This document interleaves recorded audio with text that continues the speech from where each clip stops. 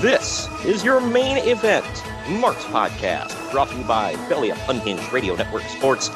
I am your first host, lifelong wrestling fan, former radio guy, and cat dad. I am Troy. And with me, as always, is the main event collector and figure hunting warrior. He is the WWE walking wrestling encyclopedia and the Hulk Hogan to my Ric Flair. Sit down and shut up, fat boy. It's Greg. What's up, Greg? That intro don't work for me, brother. Oh, yeah. They didn't fight on this card, but we'll get into it. They had an interaction. Yeah, it was something. Yeah.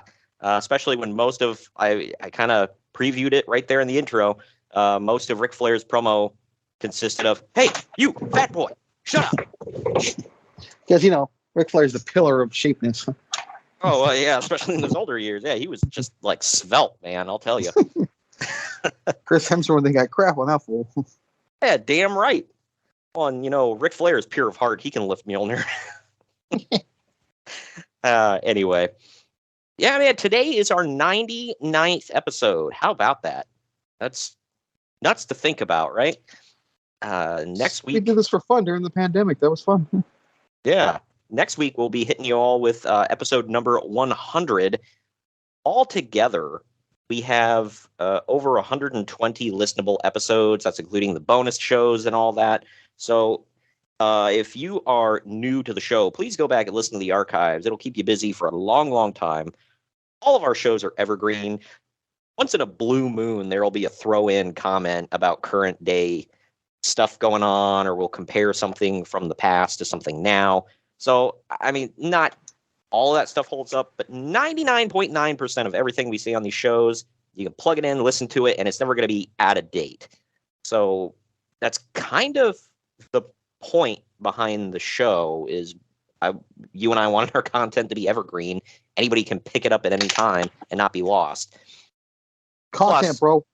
Yeah. Well, plus, how many shows out there are giving their hot takes on what happened on Raw and Dynamite this week, Every one of them? Yeah, right. So, and most of them are not exactly, let's say, expert opinions. How dare you, son of a bitch. Right. Well, and not that Greg and I are, expert in anything. I mean, he is the walking wrestling encyclopedia. However, we are just marks, as we say. The main event marks, but marks nonetheless. Yeah, I mean, think of this whole curtain jerker, Marks. Yeah. Speaking of, that podcast is on our YouTube, by the way. Go listen to it. It's a really fun listen. Yeah, if you do want current takes on takes on current events and whatnot, Jacob Grandi is on our YouTube. And speaking of which, thank you for bringing that up as well, Greg, because if you are new, whether you're listening on the podcast or you're watching/listening on YouTube, please like and subscribe, leave a review, all that good stuff. We greatly appreciate it. And I don't know what it is, but looking at our numbers, it's like we'll have 1 or 2 days where it's like just a dump of new subs or new likes or new listens, and then we'll have some trickle in here and there. If you are one of the students at Cal State East Bay, thank you for listening and looking at my flyers that I dumped on your campus. Yeah, we greatly appreciate it. Hopefully, I'm serious, by the way. If you guys listen, thank you. I mean, I appreciate it. Sorry to intrude, by the way. I went up there the other day and had to go in the library and grab a book for a friend because he moved out of state, and he left the book there. And I carried a couple flyers around in my backpack at all times. I'm like, I'm just going to place a few here. I was on the board, the message board they have like the colleges for like roommates and stuff like that, temporary jobs.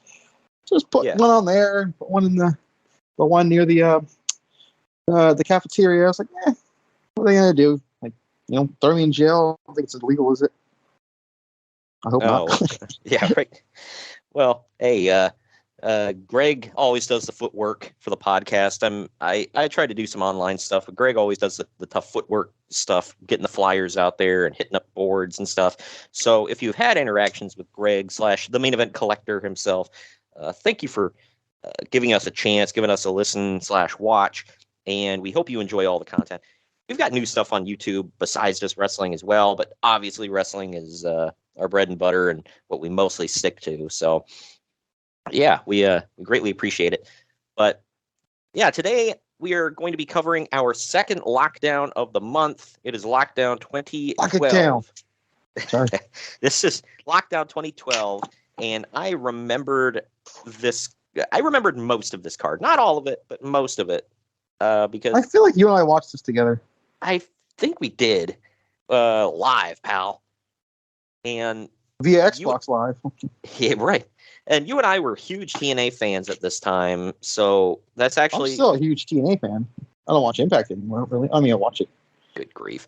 Mm-hmm. Well, you and I had talked about this on the podcast before. That's how we bonded originally as friends, was because we were big TNA fans, and most people not at the time. Oh, no, let's put it like it is, dude. LOL, TNA. Yeah, right. Yeah, everybody just crapped on it and didn't give it a chance, and you and I watched Impact faithfully for many, many, many years. So I know WWE is your number one, always has been, always will be. I sample a little bit of this, a little bit of that. At the time, I was diehard into TNA, and I'm glad to see some of the guys there, some of the bigger names got a chance in WWE, specifically AJ Styles. I think he stuck around in TNA a little too long, but then again, I think he was... Well, I respect loyalty. Yeah, oh, yeah, for sure. I mean, that's the same reason Abyss stuck around as long as he did. Also not WWE. Right. And there was something we said. First of all, I don't know if Abyss would have translated well to WWE. They already had one. His name was Kane, dude. Yeah, right. And they had Mankind before that. So I always said Abyss was it's not a knock. I loved Abyss. It's not a knock. Yeah, I did too. It's true, though. It was kind of a lame, not lame, but copycat. But, you know, lots of things are. Yeah, if you take Mankind and Kane and put them in a tumbler and shake it up, out pops Abyss. So, yeah, there was that. And then AJ, I feel like he had to marinate for a while, and he had to he reached a sweet spot where he was a true, bona fide, big time main eventer, and he got brought into the WWE in the perfect way, and he took off fairly quickly. He didn't even make a pit stop in NXT; just went straight to the main roster, debuting at the Royal Rumble. He has since had a match in NXT, though. Yeah, right. Yeah, it's one of them. It's like, I guess I'll go back and do that again. But yeah, so TNA guys, some of them did well in WWE. Samoa Joe was there for a while. He had a few WWE title matches, or Universal and WWE title.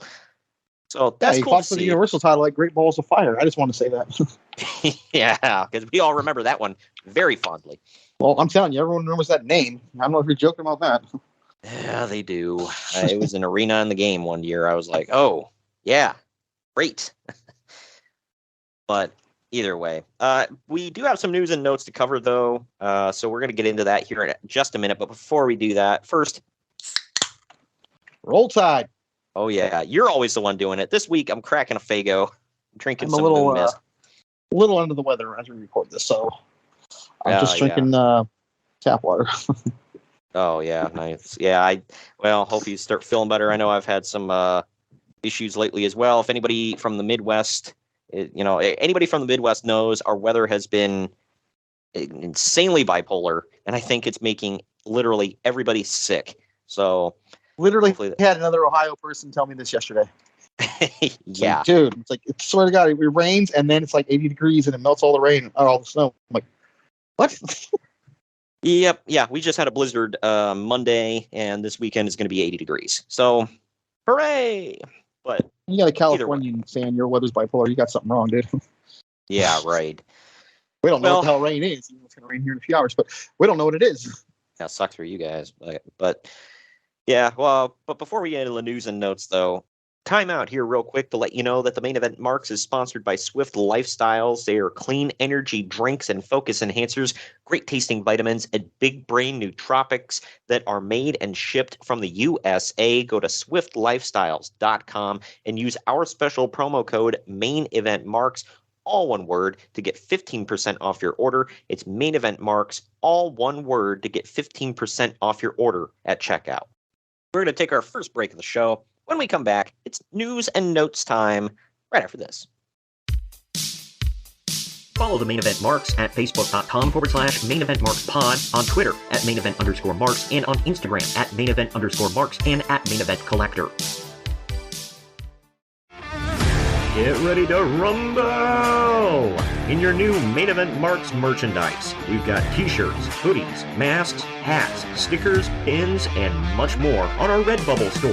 That's maineventmarks.redbubble.com. You can also pick up some awesome clothing items with the latest updated show graphics on our Bonfire store. That's bonfire.com/store/main-event-marks. Support your favorite retro wrestling podcast and pick up some cool swag on our Bonfire and Redbubble stores. That's maineventmarks.redbubble.com and bonfire.com/store/main-event-marks. Good morning, good afternoon, good evening, and good night. My name is Thomas, and what's your name? I'm Alan. Oh, yeah. We're brothers. That's right. Yeah.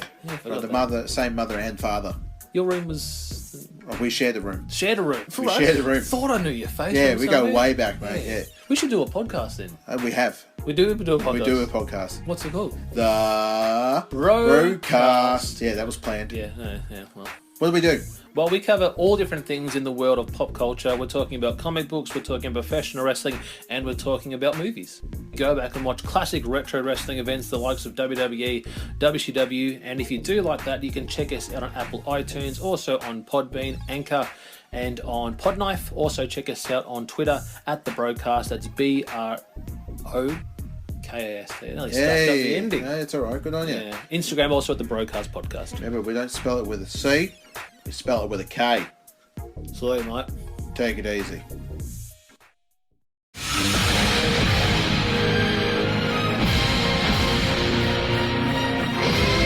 Main Event Marks are available wherever you get podcasts and on YouTube. Find all of our links on our link tree at linktr.ee/Main Event Marks. And we are back. We're back. Real quick, we want to let you know that the Main Event Marks is sponsored by Shocked Energy. Shocked Energy is a healthier alternative to traditional energy drinks that gives the energy that gamers need while in a long session without skimping on their health. Their products come in a powder form and you mix them into water. You can either choose from green apple or watermelon. You can also try both if you get their sample kit. Use our special link that is down in the podcast description, or you can simply go to shockedenergy.com at checkout. Use the promo code MAINEVENT, all one word, to save 10% on your order. That's promo code MAINEVENT, and you're going to save 10% at checkout. So I'm bringing back an old staple here, Greg. Oh, man. Starting off the show with death. Well, in 2012? Wow. You're not going to guess who it is. I'll tell you that right Okay. now. It is a WWE Hall of Famer, but it's one that you'd be like, oh, okay. WWE posted this tribute for WWE Hall of Famer Joseph Luke Scarpa, a.k.a. Chief J Strongbow, who passed away at the age of 83. Yeah, 83 is not a terrible age to, especially for a wrestler. That's a pretty decently long life. Yeah. I'm not saying, well, he lived long enough, time to go. But, for wrestlers, that's, especially back then, that's a long life. And he was loved Native American, right? Yeah, right. Yeah. Joe Scarpa. Yeah, the Native American. Native American, how you doing? Yeah, right. Yeah. He was Italian, Bruce, right? Yes. Okay. Bruce Pritchard always mocks that because he's like, yeah, Joe Scarpa, the Italian made into an Indian. Because he was just Joe Scarpa as a wrestler for a while. And Vince McMahon really wanted Wahoo McDaniel, but he couldn't sign Wahoo McDaniel. So he said, fine, I'll create my own Indian, damn it. And God. He did. How did I get flack for that? I mean, if he did, I never heard about it. Because it was the 70s. Nobody cared back then. Oh, I didn't know you could mock Native Americans in the 70s. I'm sorry. I'll backtrack. Hey, well, first of all, I don't know if he wasn't exactly mocking them. Maybe mock is a more bad word, but appropriating their culture, I guess. Yeah. In the 70s, look, this is not a defense. I'm not saying it should have happened. All right, that's not. I'm just putting that disclaimer on there. It's sad that I do have to put the disclaimer on. However, it happened a lot. So, it wasn't until current day. If you go back and watch. A lot of movies back in the day, especially from the 70s. Yeah, I'm also thinking about Muhammad Hassan, who oddly enough, was was he Italian? Italian, yes. And they portrayed him as a Middle Eastern. He's still doing the gimmick to this day. Nobody's giving him crap about it. They're like, cool, he's back. It's like, he's not Muslim. He's not Arab. Now hold on. We don't know his religion, to be fair. He's not Arab or anything like that, but he's not Muslim. So I guess, yeah, he could have converted. I mean, as a good little Italian boy from Canada, probably not. I'm not saying he did. I'm saying it's possible, is what I'm saying. It is, yeah. But either way, Joe Scarpa was 100% Italian, but they made him into a Native American, and boom, he blew the F up. Jay Strongbow and I can't remember who is. There was another Strongbow that he teamed. Jules Strongbow is his brother, cousin, whatever, and kayfabe pal. And they were big names in the WWF in the, I want to say, just the 70s and early 80s. And then he became an agent and stuck around until he decided he wanted to go home. So I remember he was there at least in the mid 90s because Nash talked about he'd be sitting in the back agenting matches and stuff. Yeah, I know he was there in the mid 90s because they did a thing with IRS ripping up the headdress he gave it to Tonka. Oh yeah, that's right. I forgot about that. Yeah, I definitely knew he was there in the 90s. Yeah, and I like Nash said, he's like, whenever the match sucked, he's like, I still don't know what this means, but you'd come to the back and Strongbow would be sitting there. He'd go, "You could have had that match in an iron lung." He's like, I don't know what that means, but it just meant bad. Either way, moving on, though, somebody who's back in the WWE, though, I forgot about timelines here. You know how those timelines work, Greg. I don't get it. But I'm still lost. Brock Lesnar is back in WWE. He returned on the post-WrestleMania 28 Raw that took place on April 2nd. He came out in the last segment of the show to attack John Cena. And we get the meme of Brock Lesnar guy in the front row. Who's at every damn show to this day wearing the same shirt. Right. Yeah, Brock Lesnar coming back to WWE, man. This was huge news at the time. I didn't think it ever happened. Yeah. I mean, rumors swirled for years. Oh, he's coming back now, and he's going to... And I always was... Same thing I do with most of those rumors. I'm like, yeah, I'll believe it when I see it. Whatever. And I don't put any stock into him. But he showed up, he attacked Cena, and then they faced off at Extreme Rules. That was something. And didn't Cena get busted open by him? Oh yeah, badly. Yeah, that's what. Yeah, I was trying to remember. It's like I thought he did. WWE Champion CM Punk, John Cena, Cody Rhodes, JTG, and Kofi Kingston have all been rumored to replace Randy Orton in WWE's The Marine 3. Wow, that's a random ass list. The Marine 3, starring Kofi Kingston. They go to Miz? Yeah. Oh, wait, the Marine... Yeah, because wasn't the Marine 2 Ted DiBiase? I think so. Yeah, and the Marine 3, that one I heard nothing about. It's like it went straight to DVD. And the Marine 3, I think, also went straight to DVD, but there was actually some fair buzz around it. So, and I think... Yeah, because The Miz is a megastar. I think The Miz was in at least 2 or 3 of them, I want to say. 2 for sure. I don't know if it was 3, but 2 for sure. Yeah, because there was one of them that Summer Rae was his co-star. I want to say it was Marine 6 or 5, whatever. Yeah. But because the movie is co-promoted with 20th Century Fox, WWE wants a big-name star in the movie, and the number of guys at or near Orton's level are limited. The movie begins filming in June, so we should hear something soon. Yeah, I want to do another movie. Yeah, I have it on my video account. Orton? Yeah. Yeah, he was in 12 Rounds 2. 12 Rounds, yeah, that's what it was. Yeah, which was actually pretty good. I didn't much care for 12 Rounds 3. That one had Moxley in it, or Dean Ambrose, whatever. I liked the first one. Second one was good, but yeah.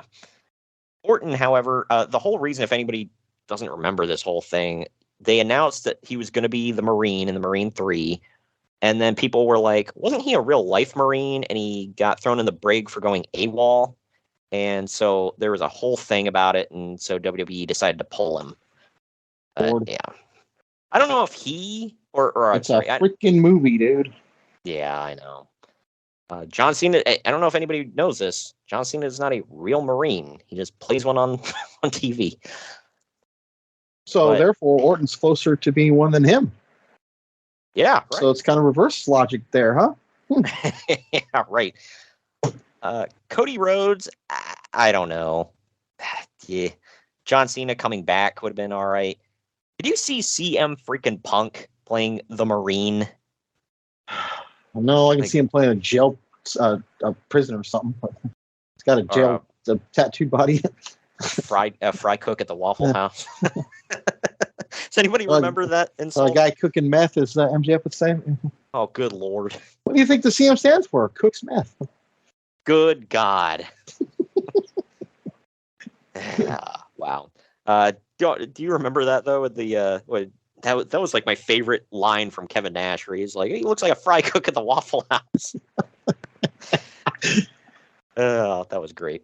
Why do you need fry cooks at the Waffle House? Man, around here I just put them in the toaster. I don't know about you. Well, Nash had to hit him back with something after he was like, click is just a sound that your knees make when you walk now. Man, they had some good ones. Either way, there's a lot of talk going around the wrestling world that Ric Flair will be back with WWE in 2013. This is especially if the network gets off the ground, since a lot of his footage will be used and he's very popular with the public. Flair's deal with TNA expires at the end of this year. Yeah, that happens. I think this was the year that he went in the Hall of Fame, right? Or the Horseman did? No, that was he was still in TNA at that point.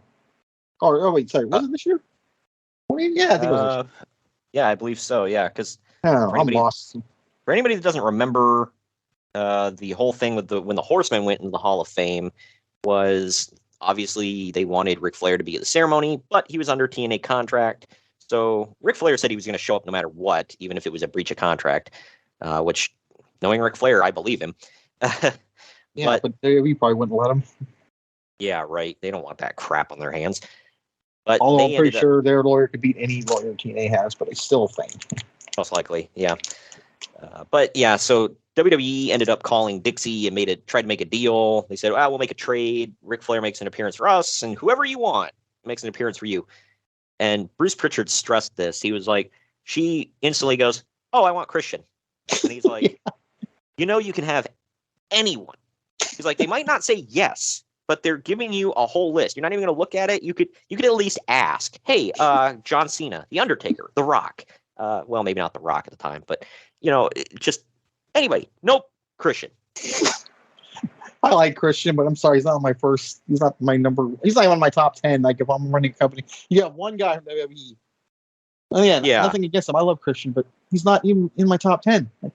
Yeah, I don't think he was exactly, making headlines that, Christian Cage is back for one night only to make an appearance. Yay. Like, cool. And yeah, obviously, as I stated on this podcast before, I'm a huge Christian mark. I stood in line for like an hour to meet him. But yeah, then I horned in on the conversation because, I didn't have to wait. Yeah, right. But yeah, I was just like, really?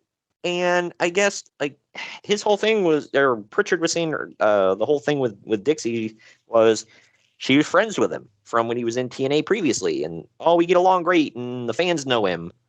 Like, yeah, that might be the problem. Is the fans already know him? Like, you could bring out, I don't know. Here's the thing too. It was a pay-per-view, which would have amounted to some buys.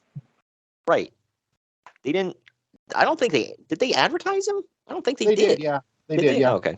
Yeah. Okay, I couldn't remember. So, yeah, I mean, I love Christian, like I said, but putting Christian Cage for one night only is going to be back in TNA is not going to bring in any new viewers. They could have even asked for CM Punk, dude, by the way. He was a WWE champion at the time.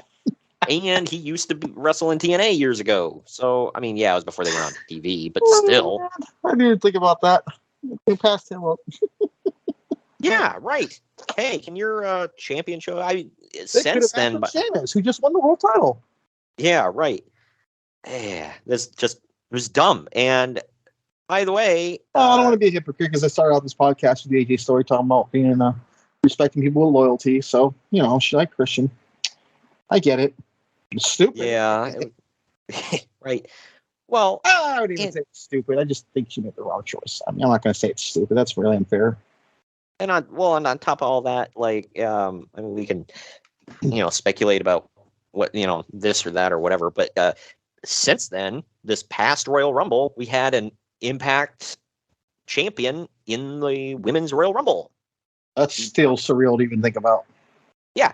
And it's not just an Impact champion. She came out with the title to her TNA or Impact, whatever, music. So, yeah, and they made it very clear she does not work for us. She works for Impact Wrestling. Wow. That's freaking nuts, man. Blew my mind. But either way, yeah, Flair did go back to, I mean, he signed a Legends contract with WWE, but, yeah. Now he's out being a crackpot again. Yeah, right.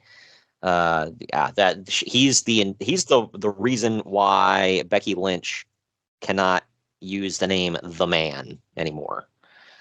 I mean, I like Big Time Beck. Yeah, it ran its course anyway, so whatever. Yeah. This next story. Gosh, this is out of the Observer, and you can tell. Just check this out. Good Lord. Pair Uranus. But Spike TV and TNA have signed a 2-year contract extension through the end of October 2014. A lot of people within TNA are breathing easier because it had been openly talked about that Eric Bischoff and Spike TV would start their own promotion in the same time slot.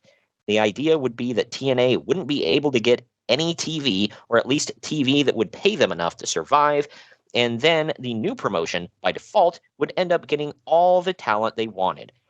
There was a lot of fear that there were a lot of people that Bischoff wouldn't have kept, plus Bischoff is allegedly so universally disliked. There were likely a lot of reasons it didn't happen, including lawsuits that would have likely gone back and forth between TNA and Spike TV, how Spike TV would be viewed in such a situation, and then, if TNA did go under, who's to say that WWE wouldn't sign most of the free agent talent and leave Bischoff with a stripped-down version of TNA? Yeah. Oh my gosh. This is... Yeah. I think I heard Bischoff, rail against that. Yeah. If anybody... I don't like promoting other podcasts that, don't need my promotion because they're so successful now. But the 83 weeks, Eric Bischoff... I think 83 weeks is struggling. You might be wrong. But... Yeah, well, they need my endorsement, Greg. So that's why they're doing so well, because we endorse them. But anyway, holy crap! If anybody goes and listens to the latest, well, as of the posting of this, it's last week's 83 Weeks episode. It's on Lockdown 2012, what we're covering today. They talk about this story. Bischoff loses his mind. He says not a syllable of the story is true. He never, ever discussed anything with TNA about Spike TV rather, about starting a new promotion, and all that crap afterwards is just dumb. Oh, everybody hates Bischoff. That's a fact. Look that up. Well, yeah, I'm sure. Does everybody include that idiot? Yeah, that's it. This has been the thing with Dave, Uncle Dave Meltzer, for years, ever since the 90s. Well, I hate Bischoff, so everybody hates Bischoff. Yeah, Bischoff has his detractors, but he makes it seem like nobody likes him. He's never done a good job. He sucks. Personal vendetta much? Good Lord. Is he mad that Bischoff doesn't have a $1 million body like he does or something? Is he always on people's body appearances? Yeah. I don't know. I really don't freaking know. It's look, in a fight, I'd probably choose Eric over Dave. I mean, sure, Dave, like we said, he's built, but Eric Bischoff. That usually doesn't mean you can fight, though. Yeah, right. That's my point. I've seen a lot of dudes with that. It's that whole built for show, not for go type situation, Yeah. Whereas Eric Bischoff has actually been in situations where he's had to defend himself. He's talked about being approached at bars and stuff like that, where he's had to, basically put somebody down. Well, when you walk around looking like a weatherman, people are going to test you, dude. Yeah, right. But I don't know, man. This is just so effing stupid. And you can tell it's from the Observer, just the way it is. Speaking of TNA, though, and their future and whatnot, based on cable estimates, TNA's Victory Road pay-per-view bombed with around 7,000 buys. This is less than half of what Victory Road 2011 did with Sting and Jeff Hardy. Sting versus Bobby Roode headlined this year's event. Yikes. Wasn't Victory Road where Jeff had his incident? That's what I thought this one was, but I think I'm a year ahead. Yeah. Yeah. So this, maybe that's why. Maybe I'm pretty sure there were a section of people that tuned out after that whole thing and gave up. I don't know. Also, need to point out that they are still running traditional pay-per-views to this very day. I'm really, really curious to see what their numbers look like nowadays.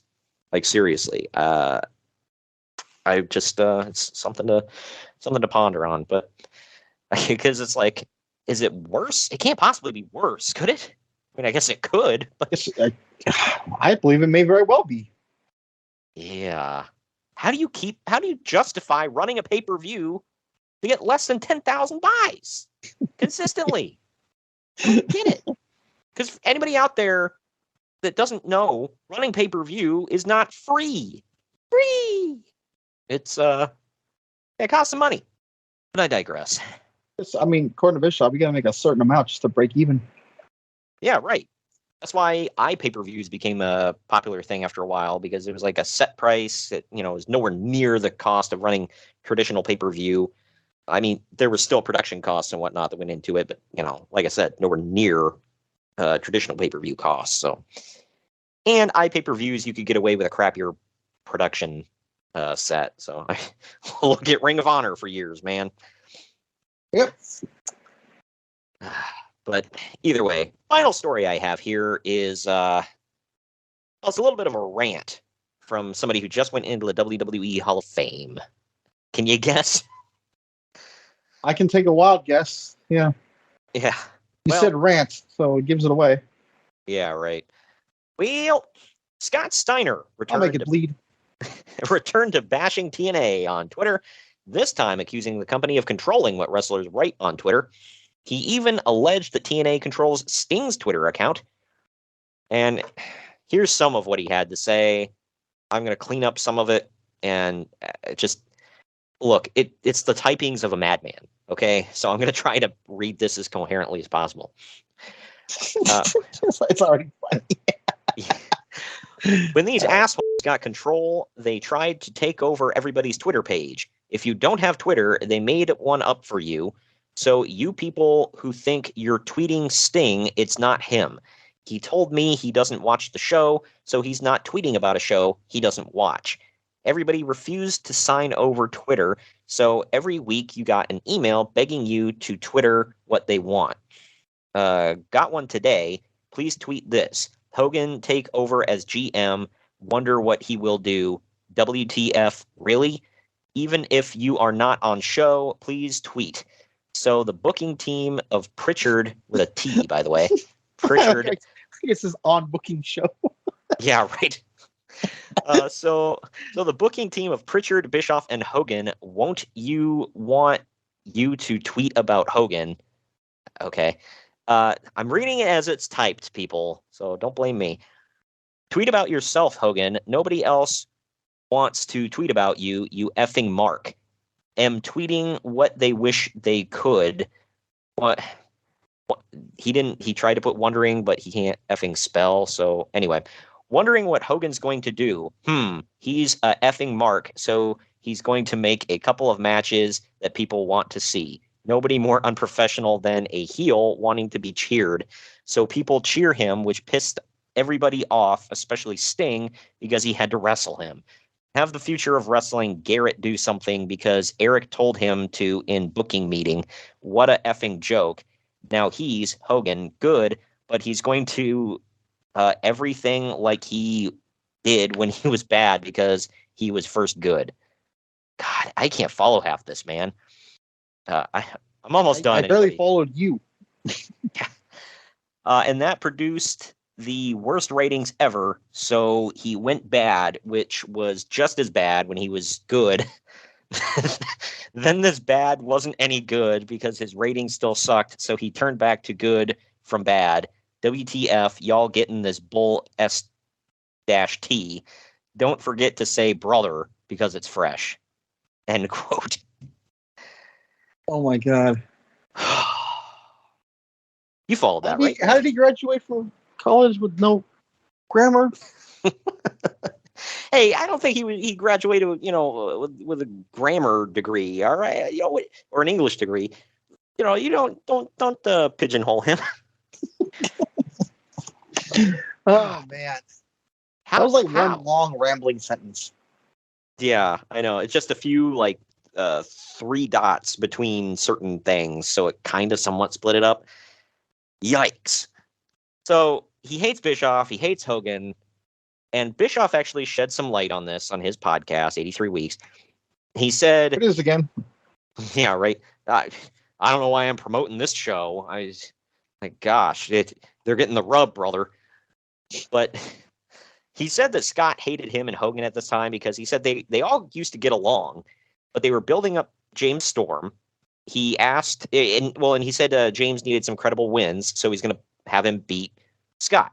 He said, well, I'm not a finish guy, so I said, you guys come up with a finish. And they couldn't come up with anything. And Scott told somebody to come back and tell Bischoff they didn't have anything. So Bischoff said, well, okay, well, F it. Just replace Scott with, whoever. And just do it that way if nothing makes him happy. And they sent Scott home.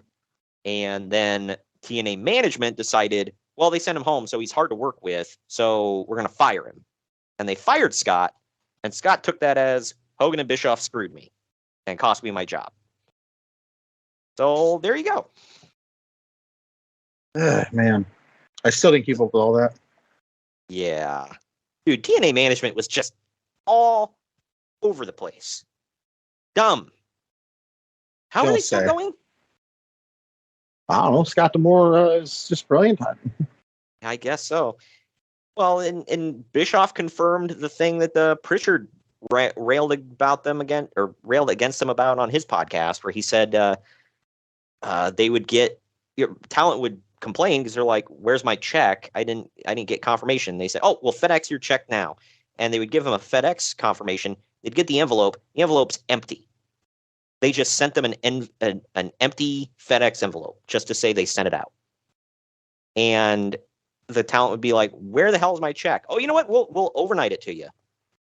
And they said they would get 3 or 4 checks just piled into one FedEx envelope finally because they were so backed up on payment. I'm like, damn, that's still got more money out of them than would have Paul Heyman. Yeah, I was going to say that's almost Paul Heyman bad. They said Paul Heyman used to, because Bully Ray would ask me, he's like, "Do you send out my money?" And he like, "Oh, yes." And he's like, "Okay, well, where's the confirmation number or whatever, the shipping number?" And he'd start naming off numbers. He's like, "Yeah, that's short one number." He's like, "Oh, add a 0 to the end of that." He's like, "Okay." Oh, man. These companies. Either way, that does it for that. We are going to take our next break. When we come back, we're actually going to get into the pay-per-view at hand. It's Lockdown 2012. Right after this. Follow the Main Event Marks at Facebook.com/Main Event Marks Pod, on Twitter at Main Event _Marks, and on Instagram at Main Event _Marks and at Main Event Collector. This message is brought to you by Belly Up Sports. No, just kidding. This is not an NWO promo. This is just me, Kyle Sullivan, aka Shaggy Von Doom, the host of Here in Puckburg on the Belly Up Sports Podcast Network. I have a hockey podcast where we talk about hockey fandom and the love of the game and where that leads you in this game we call life. Why am I on Main Event Marks telling you about this? Well, what if I told you I had one half of the world's greatest tag team, otherwise known as the Main Event Marks, the one and only Greg, Superfly Greg. He was on, and he was talking about his love of the game. So you might want to come over and check that episode out. And if you like what you hear, you can check out the rest of our incredible episodes with our incredible hockey community, from PHF athletes, ESPN personalities, fathers of NHL players, and a whole lot more. come by, follow the show, give a like, give a subscribe, and it'd be great to have you here in Puckburg. But enough about me.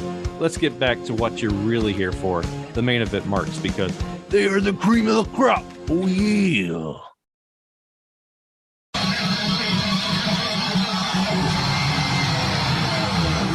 Main event marks are available wherever you get podcasts and on YouTube. Find all of our links on our link tree at linktr.ee/main event marks. And we're back. It's TNA Lockdown 2012. The date was April 15th, 2012. This one did not have a tagline. The venue was the Nashville Municipal Auditorium in Nashville, Tennessee. The attendance was 3,000 for a pay-per-view. Any chance that was a legit sellout? I'm going to say yes. And the pay-per-view buy rate was actually 17,000. So how about that, man? That's 10,000 more than their last show. That's not a good thing. I mean, it's good that they you know what I mean. No, I don't. But anyway, but we start the show off seeing James Storm walking, and he's packing up his truck to head to the show tonight. It's a black pickup truck that we'll actually see later. But he says that it hurt when Bobby Roode smashed a beer bottle over his head and destroyed their friendship, but it hurt worse when he brought Storm's family into it. He said tonight, Bobby Roode is in his town. He fires up the pickup and says, "Welcome to Nashville," before driving off. And now in the play-up package for the show, which is awesome, by the way, I'm reminded that Bobby Roode mentioned James Storm having 2 dead brothers and a dead father. Oh, yeah. Why does this have to be brought up in an angle, man? Like, I've never once been watching, seeing a wrestling angle that they do this, and I'm like, oh yeah, that made it better. Like, if anything, it just makes me go, oh. But we now go backstage to see AJ Styles, Mr. Anderson. RVD, Austin Aries, and Garett Bischoff talking about who will start Lethal Lockdown for their team. Garett wants to start, and everyone is skeptical since he's a rookie. Garett says that he wants to earn their respect, and everyone agrees to it. I'm really shocked that Lethal Lockdown is opening Lockdown, by the way. And I want to say this is the first time that it's ever done that. I think it is. I think it might be the only time. Yeah, I was going to say, maybe the first and only time. I'm like, why did this open the show? I mean, don't get me wrong. I don't think this should have main evented at the end of this here. But I don't understand why it's like, did Bischoff have to get home? It's like, let's hurry it up here. I got a meeting with the kid from the Wonder Years. Good Lord. You know, the one that's not Fred Savage. Jason Hervey, right? Yeah, right. Yeah, Jason Hervey. I couldn't remember his name, so I wasn't trying to slight the guy. I couldn't remember his name. Sure.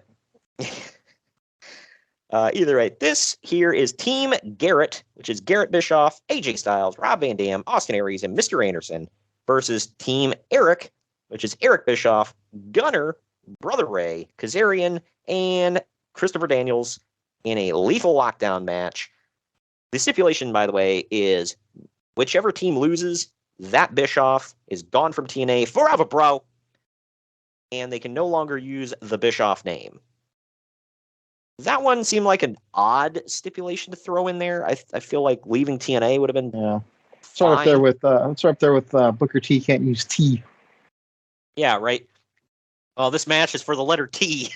Yep. And on commentary, we have Elmo and Big Bird. Good Lord. But anyway, this goes for 26 minutes and 10 seconds. Garett Bischoff.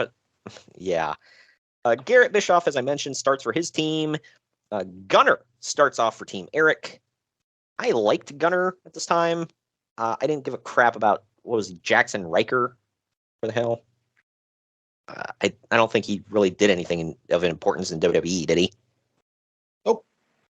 Yeah. And now, speaking of gone forever, bro, I think he is. Bully Ray is next in for Team Eric, allowing the heels to double team Garett. Austin Aries is second in for Team Garett. Next in for Team Eric is Kazarian. Apparently, by the way, this is the first show where he showed up with his new haircut. It's like a crew cut or whatever. And the crowd chanted like, what is it? The crowd chanted at him like, "You look weird" or something like that. Or I think it was "You look stupid." Or that was it. "You look stupid." Oh man. Hey, pot meet kettle. All right. But AJ Styles is next in for Team Garett, and the crowd blows for him. Shows you who the real star of this show is. Gaining the man advantage for Team Eric up next is Christopher Daniels. Evening the odds for Team Garett up next is Mr. Anderson. Okay, the a-hole. Yes. Hey, self-professed, by the way. Eric Bischoff is the final one out for his team, and he goes right to his son, holding him so that others can beat him up. Finally, Rob Van Dam enters, and the cage roof lowers. When everyone gets laid out, Eric Bischoff just wears Garett out with a kendo stick. Eric poses for a bit afterwards. Garett blasts him with a guitar to the head and pins him for the win. This was one of the weakest lethal lockdowns I've ever seen, ever. Uncle Dave gave it a 1.5. I said it was average, 2.5, maybe 2. What say you? I barely gave it 2. And it's weird. It's a lethal lockdown. I love these matches. Like, even the mediocre ones I'm usually a fan of, but I just couldn't get into this. Yeah, I'm sure at the time I was fine with it, but it just like looking back, I'm like, Especially after, I mean, we had a pretty good one that we covered in 2007. This wasn't it, man. Definitely sinking at this point. Yeah, right. I don't know. I mean, hell, AJ and Kazarian didn't even go up top. What kind of lethal lockdown is this, man? Oh man, yeah, I didn't think about that. As mentioned on the last show, AJ or Kazarian or both of them always went up to the top of the cage in lethal lockdown, but this was the exception. But up next, we've got Samoa Joe and Magnus, who I totally forgot was a thing. They are defending the TNA tag titles against the Motor City Machine Guns of Alex Shelley and Chris Sabin. This one went just shy of 11 and a half minutes. Sabin. Yeah. Fresh off his, second or third knee surgery, by the way. Mm-hmm. And I know that because they mentioned it on commentary, I don't know if they mentioned it on commentary. Somebody had mentioned it where they said he looked like he was being a little ginger on his knee. It's like, well, yeah. It's been hurt every single time you step on it. Yeah, I would be too. Yeah, right. It's like I'd be a little afraid, like he said, because it's like he came back after messing his one knee up. Literally that same night, he messes his other knee up. A stupid move, by the way. He's jumping the outside. Yeah. It's like, dang, dude. Like, at least get your sea legs under you first, but nope. Either way, after a lot of high-octane wrestling, the champions retain with a snapmare by Samoa Joe into a flying elbow drop by Magnus on Alex Shelley. Uncle Dave gave it 2.25 stars. I actually gave it 3. I like this one. What say you? I gave it 2. It was okay. It was all right. Yeah. I forgot. I actually did, like, looking back, even though what I said, I forgot this was a thing. I did like the combo of Joe and Magnus. It was weird. They were, it was good. I like both those guys. So, and obviously the Guns are phenomenal. So, are they still going, by the way, in TNA? Occasionally. Yeah. Okay. Yeah, I knew you had said they were still there a bit, but I didn't know if they were full time or not. Backstage, Jeremy Borash pimps a poll on Twitter before calling up Robbie E and Big Robbie T. Robbie T pats down JD before the interview. I thought that was a nice touch. Robbie E says that he's going to win back the television title because not only is Devon not on the list, bro, he's not on Robbie's level. Then after the match, quote, Big Rob and Bigger Rob are going to hit the clubs. I love that one. They're going to hit the clubs and they won't be line dancing. We'll be fist pumping. Oh, oh, oh. Djz and Robbie E are both in WWE right now, by the way, for anybody that doesn't know. NXT too. DJZ, for anybody that remembers him under that moniker, is Joaquin Wilde. Yep. And then Robbie E is Robert Stone, right? Robert Stone Brand, yes. Kind of a cool name, I think. Robert Stone, like especially if you're going to be like a manager type, wearing the suit and yeah, I don't know. I definitely he's much better suited for that, even though he's got a great physique and whatever. He's much better suited at that than he was as a wrestler. I never saw a Robbie E match in my entire life that I was like, you know what, that was some good quality stuff. Shut your mouth. And that's a good segue into this. We get Devon in a cage. All these matches are in a cage, by the way. Just going to say that now. If anybody doesn't know what Lockdown is, every match is in a cage. It is for the in a cage, bro. Bro, everything is in a cage, bro. You'll make him bleed, bro. But it's for the TNA World Television title. Devon defends against Robbie E with Robbie T in his corner. This one is, it's 3.5 minutes long. Doesn't last long. In the end, Devon hits a one-handed spinebuster on Robbie E for the win. Uncle Dave gave it 3/4 of a star. I just gave it an even star. Say you. You gave it 3/4 of a star? Yes. Wow. I gave it at least 2. I thought it was decent. Or close to. I gave it 1 just because I don't know. I didn't give a damn about Devon as a single. As mentioned, I didn't give a damn about Robbie E at all. I thought he was funny. Don't get me wrong. I liked the character work he did, but in the ring, meh. And the crowd didn't give a damn about Devon either because he came out and you heard a smattering of "yay." It's Devon. Testify. Yeah, it's the guy who used to get the tables. Yay. But yeah, this it was something. I'm assuming what shaved off 1/4 of a star for Uncle Dave was we didn't get to see the epic fist pump in this match. So I mean, that would have done for me, to be fair. Yeah, hey, if Robbie would have won, we would have got a Robbie E win, a Robbie E fist pump in the ring, and it would have been at least 1 star. Maybe 5 stars in the Tokyo Dome. You never know. But Robbie T gets in the cage after the match and lays Devon out. He finishes him off with a power slam before Robbie E trash talks over top of him. Now we go in the back. In the back. For this crap. Oh, sorry. Oh, wow. With Jeremy Borash again. He's standing by with the Blueprint. Matt Morgan. Morgan says tonight. And his horrible hair. Oh, yeah. Well, how can you take a giant seriously with that hair, Greg? Come on. Hair and tan, man. That's what he's going to be famous for. Although, Matt Morgan did have a sweet tan here. Oh, hell yeah. He had a Starrcade main eventing tan right here, man. He was always tanned up. But either way. Shut up. Morgan says tonight, Crimson answers for his sins of turning his back on him. He says that tonight, Crimson is going to become Matt Morgan's little redheaded bitch. I like how a guy named Crimson, you didn't see a sin coming, but whatever. Right. Yeah, this is Amazing Red's little brother, man. But he's quite little. Yeah, exactly.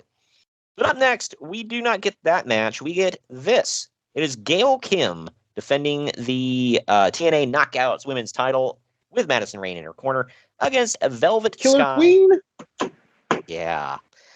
Against Velvet Sky, a.k.a. Mrs. Bully Ray. Anymore. Would they split up? What he said on his podcast. Wow. Well, maybe there is a God. I'm kidding. Or maybe Bully Ray's like, maybe there isn't. Yeah. Look at that from both ways. Right. Yeah, well, yeah, for him, it's a bit bad news. But anyway, this one went 7.5 minutes. In the end, Madison Rayne distracts Velvet from the outside of the cage while Gail tries to leave through the door. Velvet runs up to Gail and hits an O'Connor roll, but Gail rolls through for her own pin while holding on to Velvet's bottoms, whatever, for the 3 count. Uncle Dave gave it a 1/2 star. I gave it a 1.5 stars. They tried. God bless them. What say you? I thought this was the worst match of the entire card. I give it 1. Dude, Velvet Sky sucked. Oh, yeah, you're right. Madison Rain was great, though.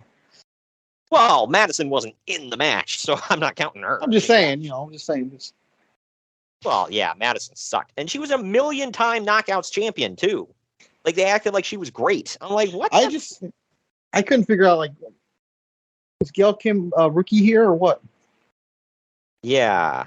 Like, Gail Kim had to, like, look, nobody could have carried this, okay? Gail Kim sure couldn't. I did like that part when Madison was, Velvet was climbing to the top.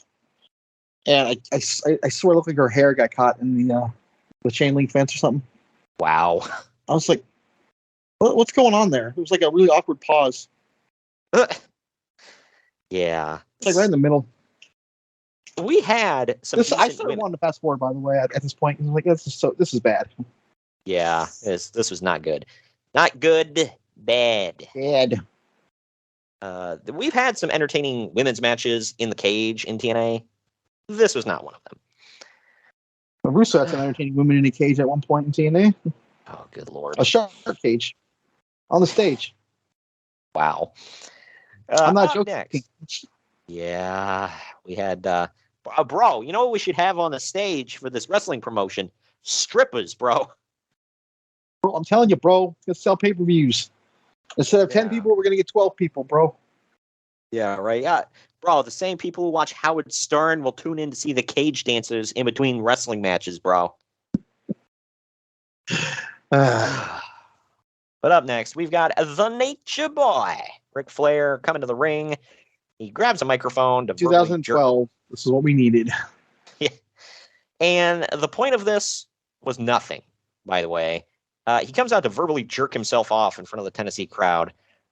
He calls everyone in the he calls everyone in the crowd fat, and he says he's pissed off at Hulk Hogan for ending Eric Bischoff's career. Shouldn't he love Hogan for that, by the way? I thought something's off there, yeah. Yeah, right. Yeah. This is a weird time, man. But Hogan comes down to the ring to address Flair in a pretty professional manner. He's talking like a suit. Hogan claims that they're, quote, at lethal lockdown. What was with Hogan? What was with Hogan and always adding words? Like the multi-million-dollar man. Like just call it what it is, man. But he tells Flair... He was a multi-million-dollar man, wasn't he? Maybe. I don't know. But he tells Flair that if he's got a problem with that, he needs to step up and do something about it. Flair takes his jacket off, and Hogan punch.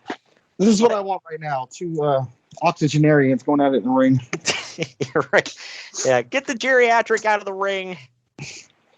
Like, look, there are steps into the ring, not a ramp. All right, so that should tell you something. But Flair takes his jacket off because, we all want to see Flair get naked. And Hogan just punches him, knocks him on his ass, and then he leaves. Flair stands up, gets even more naked, starts shouting for Hogan to come back and fight him. He then starts threatening people in the crowd again, calling them fat and telling them to get in the cage and fight him. I want to point out this is on pay-per-view, so he can get naked on pay-per-view, not spike it. Oh, yeah, right, yeah. So, yeah, that notice that went out about, quit letting Flair bleed all over the place and get naked. That didn't apply here. I don't know. That literally sounds like your crazy-ass grandpa, dude. Yeah, I know, right? I don't know if people know about that, but there was seriously a memo that went out from Spike TV to Impact. I don't know how it got leaked, but I'm going to assume it had something to do with a rooster. The memo said, quit letting him undress and bleed all over the place on our television network. He's like 87 years old. We don't want to see it. Yeah, I mean, all I want to see like young guy button bleeding. Like if he was like a young wrestler, in his wrestling gear, and he would bleed once in a while. Like, yeah, I don't know. Like back in the day, he could get away with it. It's like, oh, he's a wrestler, he's bleeding in a match, whatever. But not like every week on Impact, he'd find a reason to bust himself open, and he would just strip down to his underpants. It's like, why? Like you said, I'm going to show you my white ass. Hey, he had a Starrcade main eventing tan, all right? You watch your mouth. Yeah. But when he pulled his pants down, his ass was white. I'm still right. Yeah, and unfortunately, we've all seen plenty of Ric Flair's ass through the years. That's an unfortunate fact that we all have to Sometimes face. I sit here and think to myself, whose ass have I seen more? His, Will Ferrell, or Party Boy? Those are the top. Or Shawn Michaels. Shawn Michaels, Billy Gunn, they're all up there. They're all vying for the title, man.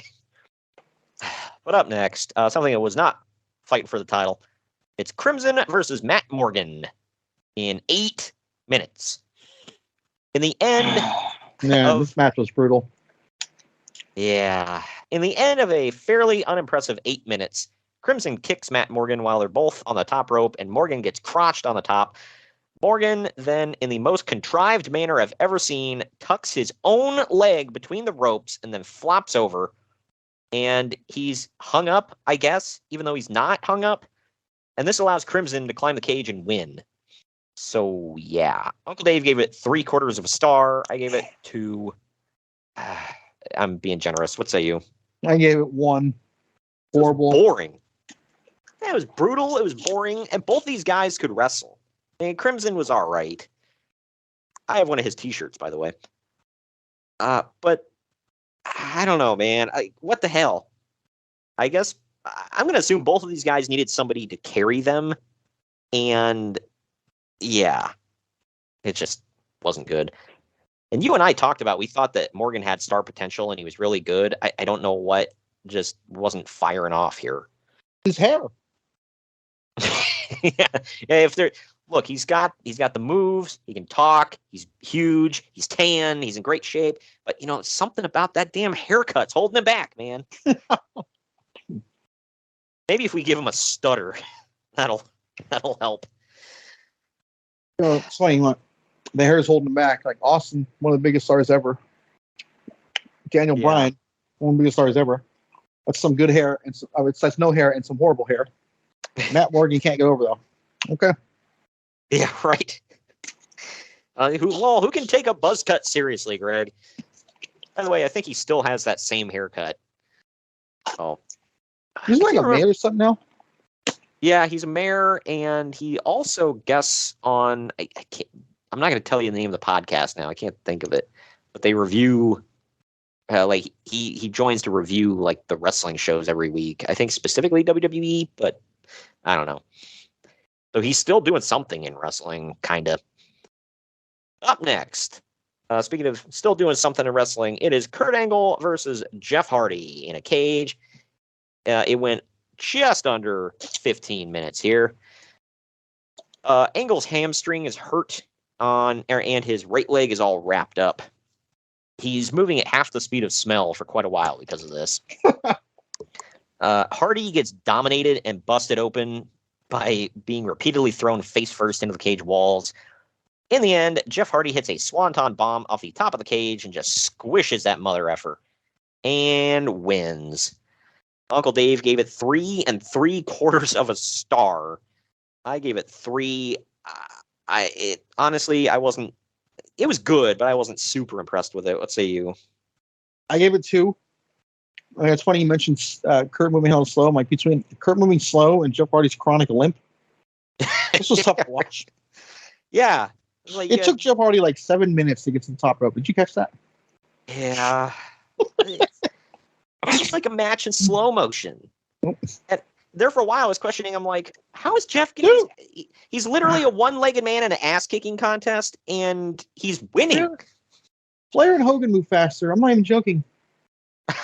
It's true. I didn't even think about it just now. Yeah. Oh, good grief. By the way, did you ever notice, I don't know why this is, but Kurt Angle's legs are like just forever. He looks like he's crouching 24/7. Yep.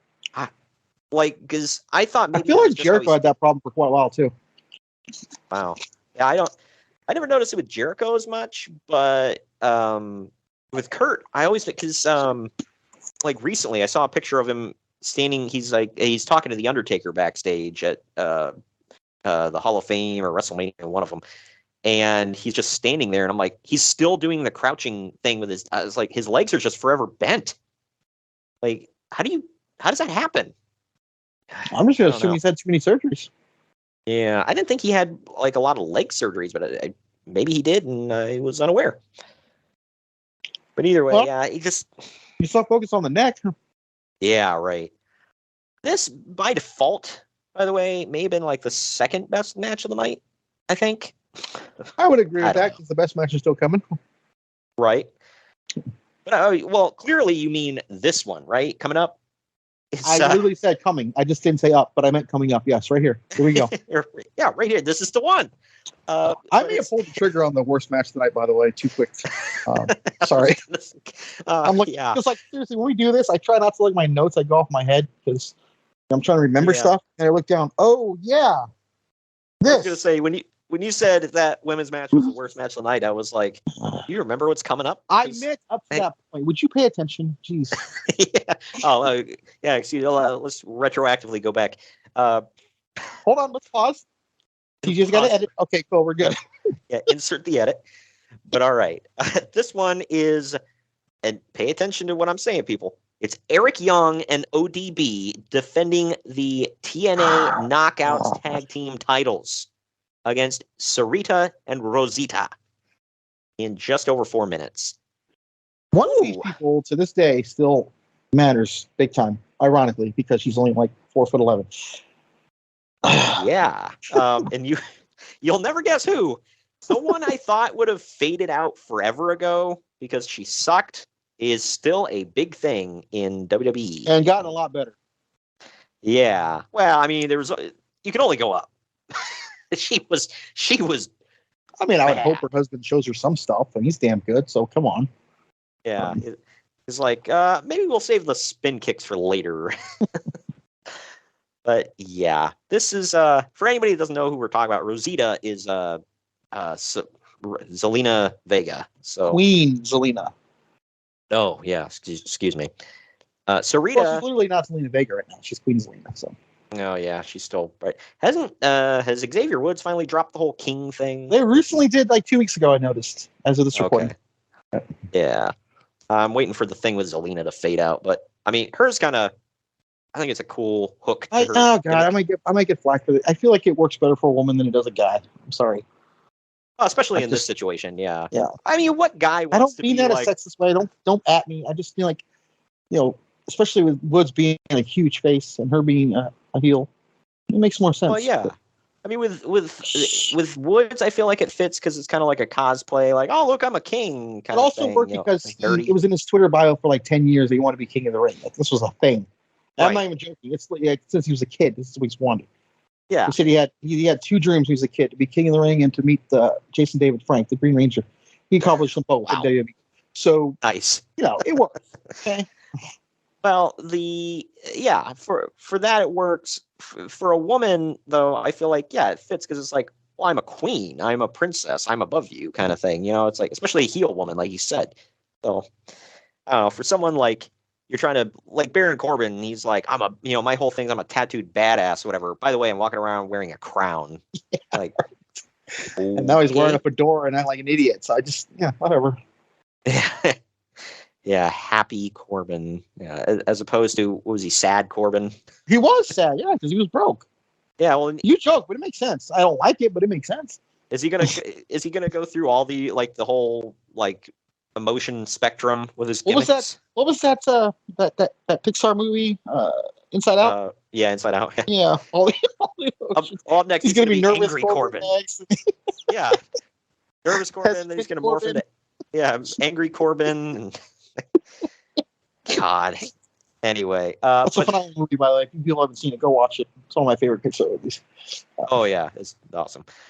But what is not awesome is this. Eric Young is still wrestling he's still in it, right? The Violent Design. He is. And by the way, I was trying to throw TJ off. I thought maybe we might skip this by accident. We got on the ramp, but we didn't. Sorry. No, I tried. I'm the good one. TJ's carrying us on. I don't think Sarita's wrestling anymore. Last time I heard she got arrested or something for doing something stupid. Like, wasn't she trying to fight a cop? Okay, I was about to ask. I was gonna say, it's like, correct me if I'm wrong. I think she got arrested not too long ago. I think she tried to fight a cop. I could be wrong on that. Yeah. Or resisted or something. I don't know. I always had a thing for her. And then ODB pops up every once in a blue moon, but I think she's running like a food truck or something. I'm not even very joking. successful too. So good for her. Yeah, cool. Whatever. Hey, some people became video game, Twitch streamers, whatever, and she runs a food truck. Hey, make that paper, man. Eric Young is nuts. Yeah. EY and ODB are wearing Nashville Predators hockey jerseys, by the way. So, yeah, because that's not stereotypical at all. Yeah, look, I'm wondering if that hurts Eric's heart because he's got to be like whatever team is closest to him up in Canada, right? I would assume. Yeah, so I don't know. ODB, I would highly doubt if ODB has ever watched a hockey game in her life. She looks more like a football fan or something like that, but that would be my guess. Yeah. We get a jump start as ODB. Feels like she could take out a football player, like physically. Yeah, bam. But ODB attacks Rosita and Sarita to jumpstart this one. Eric doesn't do anything, by the way. This is the whole thing. Like, he's a champion, but he doesn't actually do anything.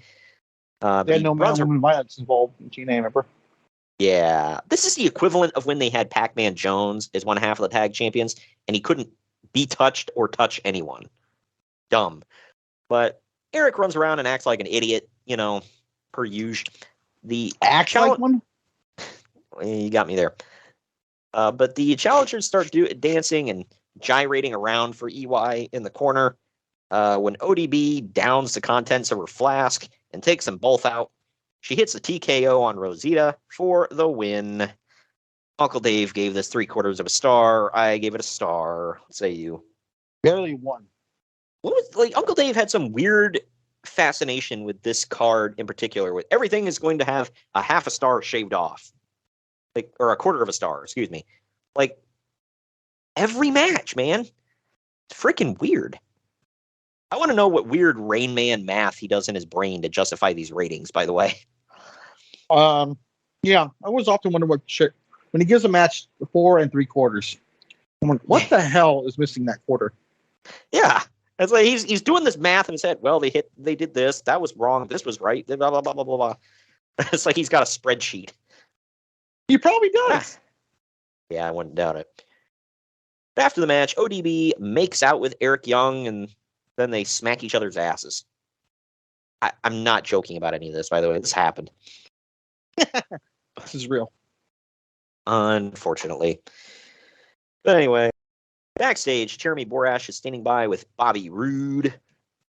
Roode says that tonight... Roode, as Pat McAfee calls him. Yeah, right. Like I said, hey, I'm not trying to replace your dad, okay? I just want to be your pal. Bob Roode. Bob Roode sounds like the guy who's going to try to sell you a used car. Bob Roode sounds like the guy that's going to sell you a used car. It's a lemon. Yeah, right. What is it going to take for me to get you in this car today? An act of God. Right. Oh, man. Anyway, but Bobby Roode says that tonight is the night that James Storm, in front of his hometown and his friends and family, gets proven to that Roode has always been better than him. He tells Storm to put his wife and kids to bed because he's coming for blood.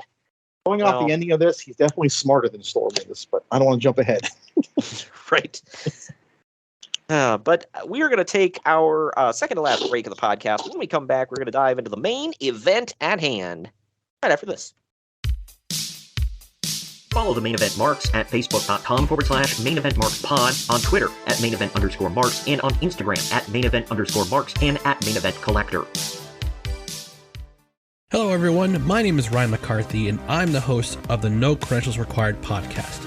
Start your work week with the Monday Drop-In, where I talk about the sports beat in the Capital District, also known as the Mighty 518, as well as Metro New York sports from an upstate point of view. I also give a life lesson from a weekly sports story, so you might learn something from that. I also have a midweek podcast where I interview different sports personalities and talk about a wide array of topics. Take a listen and subscribe on your preferred podcast app, including Apple Podcasts, Spotify, Spreaker, Google Podcasts, Amazon Music, and iHeartRadio. Also check out our social media channels on Twitter and Instagram, BellyUpNCR, and Facebook.com/BellyUpSportsNCR. We're a part of the Belly Up Sports Podcast Network in association with Godzilla Media. No credentials required, where you don't need a press pass to talk sports.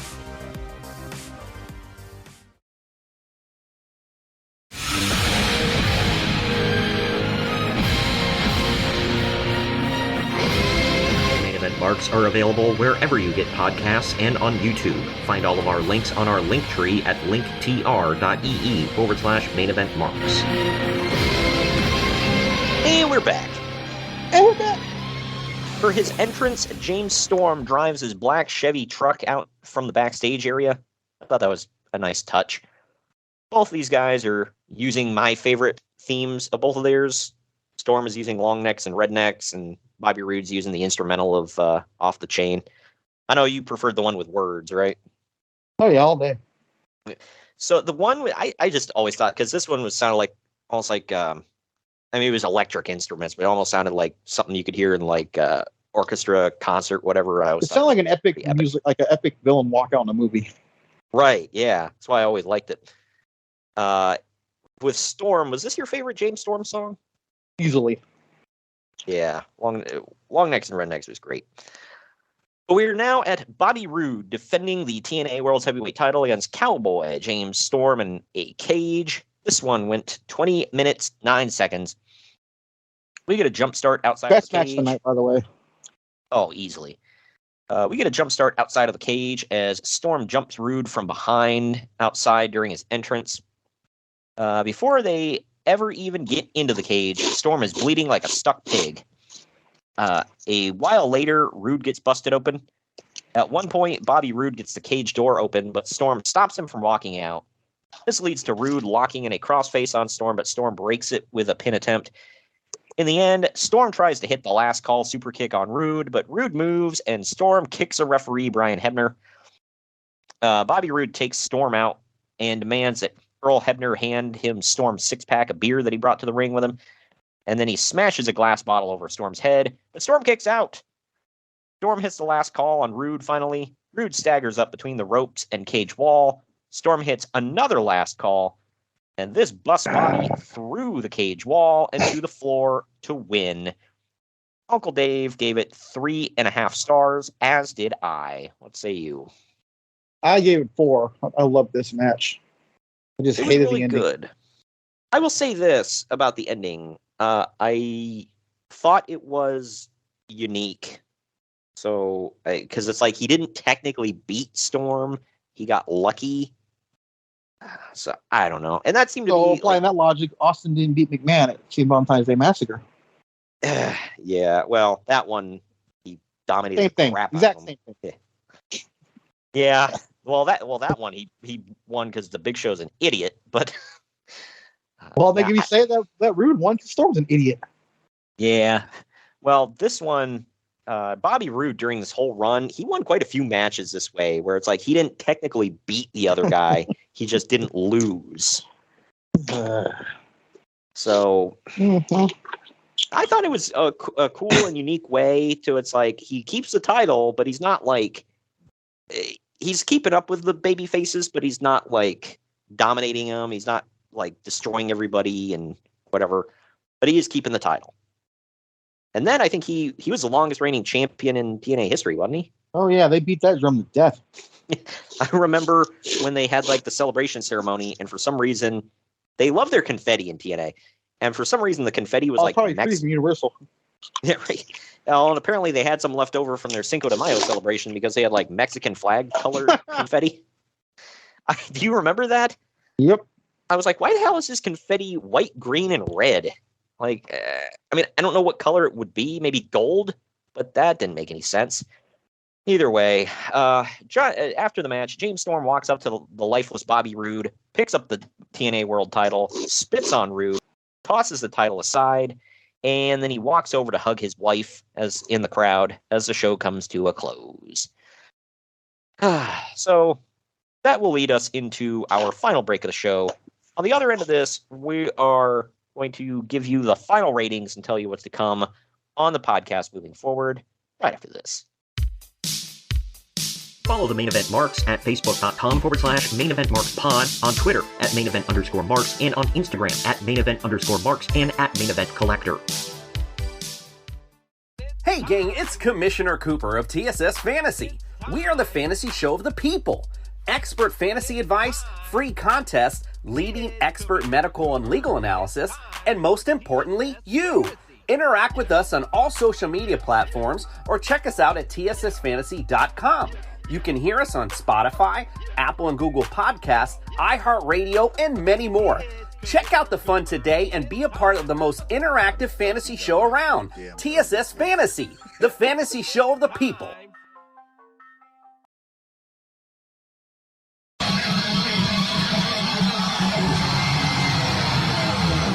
Main Event Marks are available wherever you get podcasts and on YouTube. Find all of our links on our link tree at linktr.ee/main event marks. And we're back. Final time today. Final ratings time. Internet Movie Database did not have a rating for this one. I know I usually use them. CageMatch.net only gave it 4.83 out of 10. I didn't think it was that bad, but I gave it a 7 out of 10. C-, D+, maybe. What say you? Solid D+. Not a great show. I look back Far at this. Cry from 2007. Yeah, if anybody goes back to our 2007 lockdown show, that was really good, actually. I mean, it had a few stinkers on it, but Yeah, so was the pay-per-view itself. I mean, our podcast was amazing, I think. Oh, well, of course, yeah. But I mean, that goes without saying, Greg. I mean, gosh, we're not amateurs over here. Hey, almost 100 episodes in the can, man. There you go. But anyway, yeah, the 2007 lockdown obviously had some stinkers on it, but it, not every card is perfect. It's not going to be. This one, it was like the opposite. They had a couple good matches, and the rest were stinkers. TNA was either really good, really bad. And, no gray. This wasn't the worst I'd ever seen, I'll say that, but it just wasn't great. But that wraps up the month of April, everybody. And we're chugging right along. Hope you paid your taxes. Yeah. If you didn't, Mike Rotunda will come and give you a giant wedgie. But moving right on into May, I'm excited about May.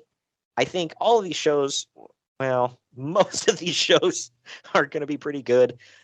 I mean, our podcast will be phenomenal. The shows we're going to be reviewing, remains to be seen. May 4th, May the 4th be with you as we bring you episode 100. And this one is WWF Judgment Day 2000, handpicked by Greg himself. So thank him for that one. It's a good one. You might thank me. Oh, yeah. I mean, I didn't mean that in a sarcastic way. The last time you picked a show, it also turned out great. So that was Royal Rumble 2001. If anybody goes back in the archives. I think that did gangbusters for us, too. So yeah, it got pretty good numbers on YouTube and the podcast feed itself. So thank you to everybody who tuned in for that one. If you haven't, go back and check it out in the archives. We've also covered WrestleMania 2000 last year, so you can listen to them both back to back and hear how things have changed in a year. But we're going back. It's amazing that a follow-up show to WrestleMania, by the way, was better than WrestleMania. I'm just going to say that. Yeah, right. Yeah, Judgment Day 2000. Looking forward to this. It looks great. WrestleMania 2000 wasn't exactly anybody's favorite WrestleMania, so but this. Things to look at. I haven't watched it yet. I still have to watch it. I'm excited to. Just haven't had the time yet. So we're going to get into that next week. May 11th, though. I know you're looking forward to this one, man. Right? No. Okay. I'm blanking on the. I watched them all. May 11th is my notes are in alphabetical order, so I don't know what day it is. Oh, okay. May 11th is ECW WrestlePalooza 1998. Yeah. Main evented by Shane Douglas and Al Snow for the ECW title. We'll say this right now. Not as bad as you would think. No, I've seen this in the past. I don't remember much of it, but I've seen that match, and I remember not hating it. I like both of the guys in it. I always thought, I mean, I'm not one of them. I was like, well, he should have been world champ or whatever, but I think Al Snow has always been fairly underrated. He's pretty good, especially for small crowds. I've seen him live in front of a small crowd, and he had them eating out of the palm of his hand. He's really great, and I've always been a Shane Douglas fan. Also on this card is Sabu versus Rob Van Dam, which I haven't seen it yet, but I'm going to assume was really good, especially because he wanted me to make the album art surrounding them. because you said that was match of the night, right? It's easily match of the night, yes. Yeah, I mean, that one's, you can kind of figure that one. But then we're going to continue our romp through TNA in 2007 on May 18th with Sacrifice 2007. That is bonus week. That reminds me, I did not watch that one back yet. Okay. Oh, okay, yeah. Well, I have trouble watching the Impact ones back because I got to find a way to watch them. But that is double main event week. We are also bringing you Saturday night's main event, the very first one that week as well on that Friday. This one is just, it's hard to watch. Not because it's bad. I mean, no, it's not great either. But damn camera filter from back then, man, you really got a feel for where we are technology-wise now. Yeah, that's why I like looking back at some of these, because, and like the not just that camera, but like cameras in the crowd. Like you see that stuff, you don't see that anymore now. Like the flash bulbs and the ring lights and everything. Yeah, I know. Anybody goes back, you used to have to actually get a bulb, or you had to remember to turn your flash on the camera, or whatever. There's a little button. The Kodak Fairway ones had automatic flash. Man, those are cool. Oh yeah, that's right. I forgot about that one. But yeah, so that's coming up. So that one is actually before WrestleMania 1, and it's you can do the math about that one. Right. It's Hulk Hogan defending the world title against Cowboy Bob Orton. Wow. That's I'm sure it's a barn burner. I'll just say that. But come on, it's Bob Orton, man. Who I just got him a selfie girl. Hell yeah. Yeah, I got him in a 2-pack with Roddy Piper. And no, he did not come with Piper's bags in his hand. I was going to ask, is his luggage with him? Okay. But we're closing out the month on May 25th with WCW Slamboree 1997 for its 25-year anniversary. This will actually be the follow. Is pretty damn good. I kind of figured. This is the following pay-per-view right after the last one we covered. It was Spring Stampede 1997, which you and I both liked it. I feel like you really dug that pay-per-view, especially because of the main event. You love Paige and one of my favorite matches ever, man. Yeah, Paige and Macho. And this one is diamond cut. This one's going to feature the NWO team of Nash, Hall, and Syxx taking on Ric Flair, Roddy Piper, and Kevin Green. Right? And this is Green is in this match. Yeah, this is one of the matches too where you really look at and see like, oh, some celebrities can cross over. Yeah, right. Well, I was confused because I don't have the card right in front of me. Who's Mongo face? Is this Reggie White? Reggie White, that's it. I gotta look at my notes here. Hold on. Yeah, because I know Reggie White. I couldn't remember if Reggie White was in the main event or if he was the one facing Mongo. It's the co-main events. Okay. That one's not that good, but Kevin Green was a damn good wrestler. Yeah, Kevin Green was a lot better than people gave him credit for. Unfortunately, he's passed away pretty recently too. Well, like, this entire thing is miserable. I'm looking at it right now. I'm thinking about, like, man, like Michael has what's that? Does he ALS now? Yeah, I can't remember what the disease is. Yeah, ALS or something. It's Lou Gehrig's disease, right? I think it is. Yeah. Yeah. Reggie White's passed away. Piper's passed away. Kevin Green's passed away. Scott Hall's passed away. Yeah, I know. It really sucks. And Ric Flair's lost his mind, so there's that. What mind he had to lose, that is. But yeah. A little quick tease for that show, by the way, man. Glacier Mortis. Oh man. Asses and seats. I got my money. Also, there might be an opener that flirts with perfection. We'll see. Yeah. Well, hey, I'm looking. I'm excited for you to watch this back because it's damn good.